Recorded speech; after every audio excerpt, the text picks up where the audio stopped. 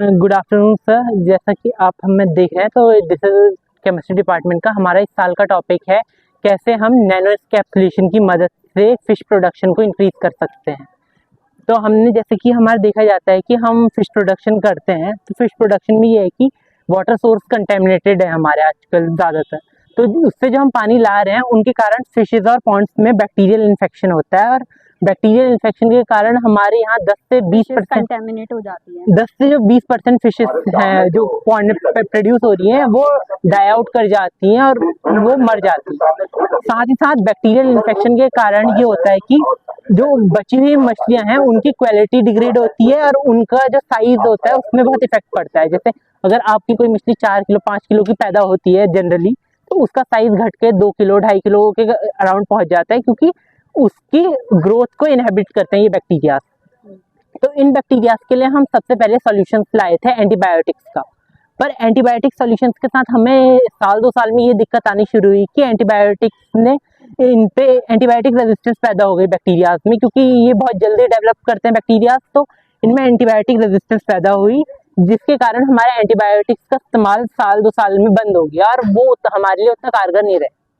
इसके सॉल्यूशन के तौर पे हम लाए यहाँ पे फाइटोकेमिकल्स जो कि मेनली है प्लांट बेस्ड केमिकल्स, जो हमने अलग अलग तरह के प्लांट्स से निकाले हैं, जैसे कि कपूर हो गया, लौंग हो गया, इनसे निकाले हुए इनके एक्सट्रैक्ट, इनके ऑयल्स जो बनते हैं उनको हम यहाँ पे केमिकल्स की तरह लाए और हमने इनका इस्तेमाल किया। जब हमने इन चीज़ों का इस्तेमाल करके हमने इनके बैक्टीरियल टेस्ट करे लैब्स में, तो हमने पाया गया कि ये बैक्टीरिया पे बहुत अच्छा इफेक्ट दिखाते हैं और इनके इफेक्ट्स कंपेरेबल हैं केमिकल पेस्टिसाइड्स के, जो कि वैसे तो भले ही इस पे काम करते हैं बैक्टीरिया के खिलाफ, बट ये हमारी हेल्थ के लिए भी हार्मफुल है।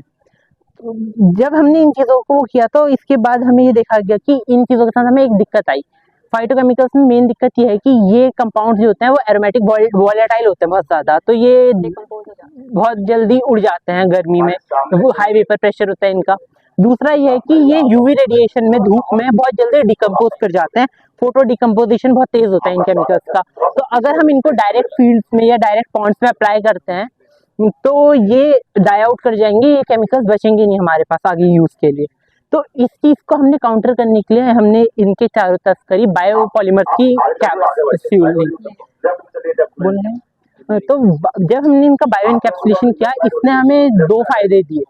पहला तो ये कि इसने इस प्लांट एक्सट्रैक्ट्स और ऑयल्स को वाटर सॉल्युबल बनाया ताकि हम उसे ज्यादा एरिया में, ज्यादा पॉन्ड्स में अच्छी तरीके से इस्तेमाल कर पाए।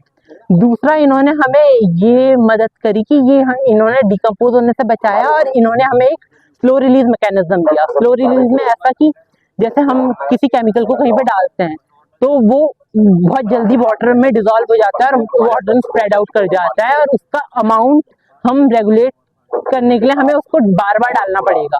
पर स्लो रिलीज मैकेनिज्म में ऐसा होगा कि जैसे हमने इसको एक अमाउंट में फिक्स डाल दिया, ये धीरे धीरे पॉलीमर डिकम्पोज होगा तो वो धीरे धीरे इसको एक पर्टिकुलर अमाउंट में छोड़ता जाएगा और हमें बार बार लेबर कॉस्ट नहीं पड़ेगी इसको बार बार डालने की। तो जब हमने ये किया तो इसके भी हमने रिजल्ट देखे। अब हमने इसके रिजल्ट देखे हैं तो ये रिजल्ट्स बहुत अच्छे रिजल्ट्स पाए गए हैं हमें लैब में। अभी इन चीज़ों के फील्ड ट्रायल्स हमारे बचे हुए हैं, क्योंकि हमारे पॉलीमर्स को अभी तैयार होना बचा है, बट जब ये पॉलीमर्स तैयार हो जाएंगे तो इसके बाद हम इनके फील्ड ट्रायल्स करने के लिए रेडी रहेंगे। तो अभी तो फिर हमारा यही है रिसर्च फिलहाल।